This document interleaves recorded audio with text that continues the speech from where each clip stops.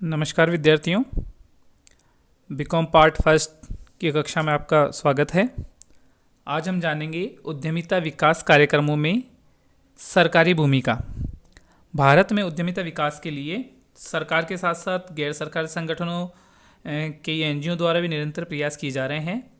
भारत सरकार ने स्वतंत्रता प्राप्ति के बाद से ही इस दिशा में प्रयास प्रारंभ कर दिए थे।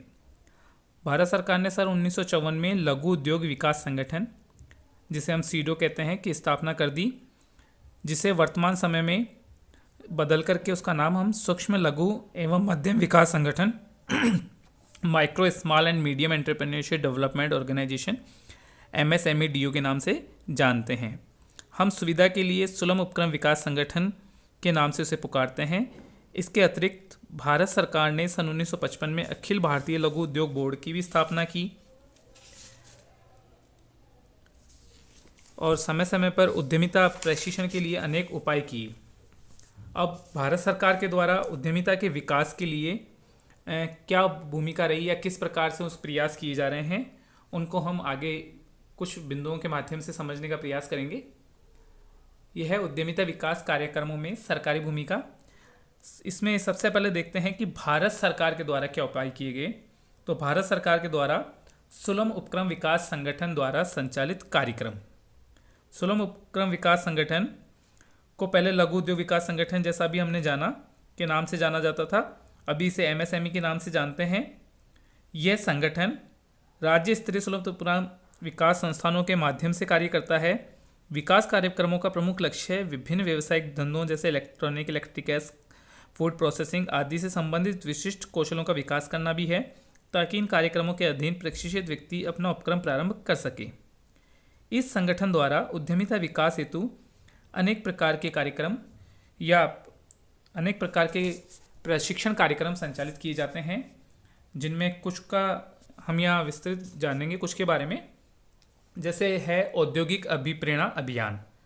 औद्योगिक अभिप्रेरणा अभियान का आयोजन परंपरागत तथा गैर परंपरागत उद्यमियों की पहचान करने तथा उन्हें अपना उपक्रम प्रारंभ करने के लिए अभिप्रेरित करने के उद्देश्य से किया जाता है।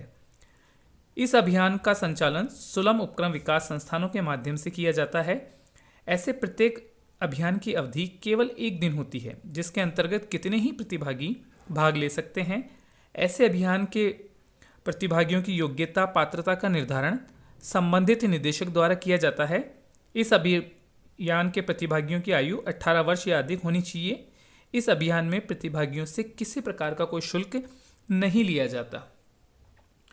दूसरा है उद्यमिता विकास कार्यक्रम, एंटरप्रेन्योरशिप डेवलपमेंट प्रोग्राम।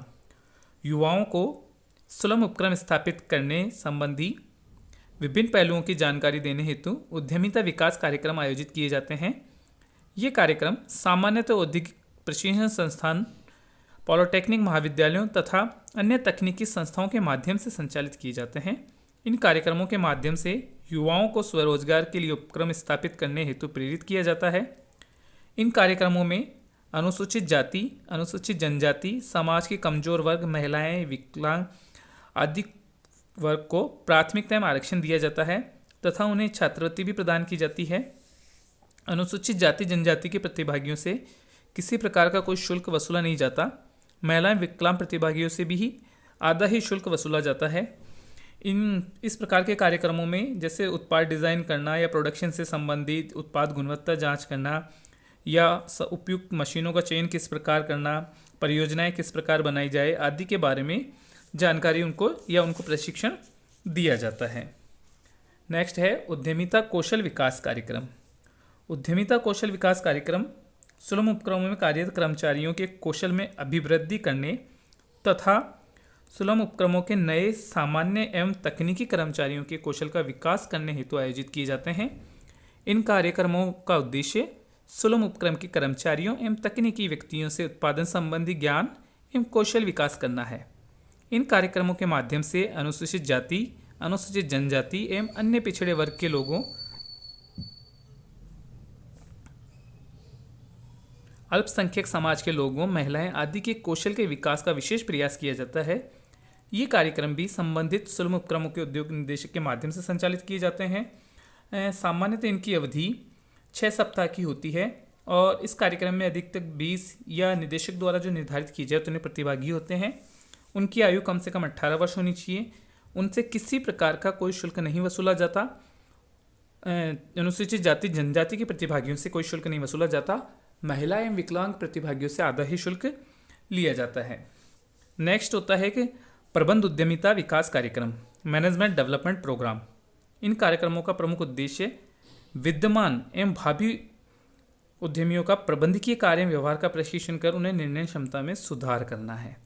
मतलब इस कार्यक्रम के माध्यम से सभी प्रशिक्षणार्थियों को प्रबंधकीय आधारभूत ज्ञान प्रदान किया जाता है, जिससे कि उनकी निर्णय क्षमता में आशातीत सुधार किया जा सके। कार्यक्रम में प्रबंध विशेषज्ञ प्रशिक्षणार्थियों को प्रबंधकीय कार्य एवं आधुनिक वैज्ञानिक प्रबंध की तकनीकियों का ज्ञान प्रदान करने का प्रयास करते हैं। ये प्राय 2 स्तर के होते हैं और अलग अलग होते हैं। एक तो स्वामियों के लिए, ऑनर के लिए और एक सुपरवाइजर के लिए। नेक्स्ट जो आता है हमारा उद्यमिता विकास के क्षेत्र में सरकार के द्वारा जो कार्य किया जा रहा है उसमें आता है उद्यमिता विकास संस्थानों की स्थापना। युवा एवं प्रथम पीढ़ी के उद्यमियों में उद्यमिता की संस्कृति का निरंतर सृजन करने के उद्देश्य से भारत सरकार ने राष्ट्रीय स्तर की उद्यमिता विकास संस्थानों की स्थापना की है, जिससे जो नया युवा वर्ग है उनको उद्यम के क्षेत्र की ओर मोड़ा जा सके और उनको प्रशिक्षित या प्रेरणात्मक रूप से तैयार किया जा सके ताकि वे अपने उद्यम स्थापित कर सकें। ये संस्थाएं हैं, पहली है राष्ट्रीय सुलभ उपक्रम संस्थान जो कि हैदराबाद में है। इसकी स्थापना 1960 में की गई थी। दूसरा जो है राष्ट्रीय उद्यमी एवं लघु व्यवसाय विकास संस्थान नोएडा में, इसकी स्थापना 1983 में की गई थी। नेक्स्ट है भारतीय उद्यमिता संस्थान गुवाहाटी, इसकी स्थापना 1993 में की गई थी। ये तीनों ही संस्थाएं स्वायत्तशासी ऑटोनॉमस हैं। तीनों ही संस्थाएं उद्यमिता विकास सुलभ उपक्रमों के संवर्धन तथा उनकी प्रतिस्पर्धा क्षमता के विकास के उद्देश्य से कार्यों को करती है। इन संस्थानों में पाठ्यक्रम अध्ययन सामग्री तैयार की जाती है, उन पर रिसर्च किया जाता है और उसका प्रशिक्षण दिया जाता है कि किस प्रकार से वो पाठ्य सामग्री है, किस प्रकार से प्रशिक्षण देना है।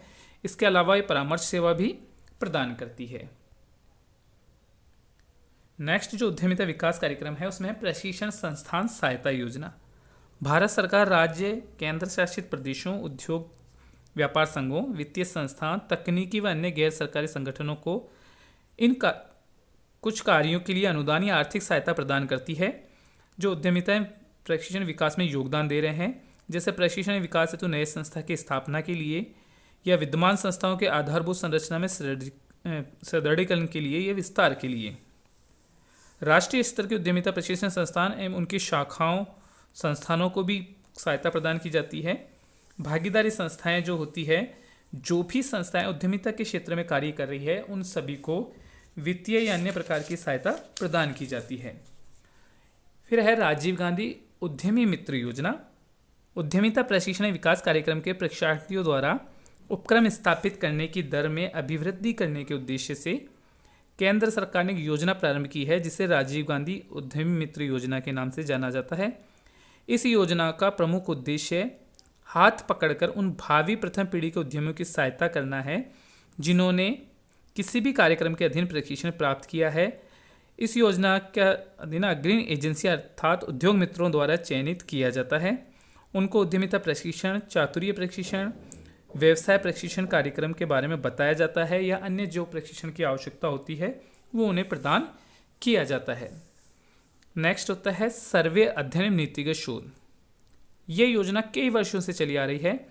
इस योजना का जो मुख्य उद्देश्य होता है वो है सुलभ उपक्रमों के विभिन्न पहलुओं के संबंध में आवश्यक विश्वसनीय एवं समग्र एकत्रित करना, अर्थव्यवस्था के उदारीकरण एवं विमुद्रीकरण के संदर्भ में अनुभव सिद्ध समंकों का अन्य समंकों के आधार पर सुलभ उपक्रमों की कठिनाई एवं चुनौतियां तथा अन्य अवसर उपलब्ध कराना एवं अध्ययन विश्लेषण करना।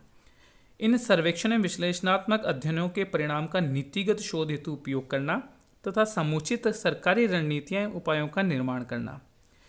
ये जो सरकार के द्वारा प्रयास किए जा रहे हैं, इन योजनाओं के अधीन अब तक सुलभ उपक्रम क्षेत्र पर कई अध्ययन किए जा चुके हैं। इसके अतिरिक्त इन योजनाओं के अधीन अब कई सरकारी योजनाओं का मूल्यांकन अध्ययन भी किया जा रहा है।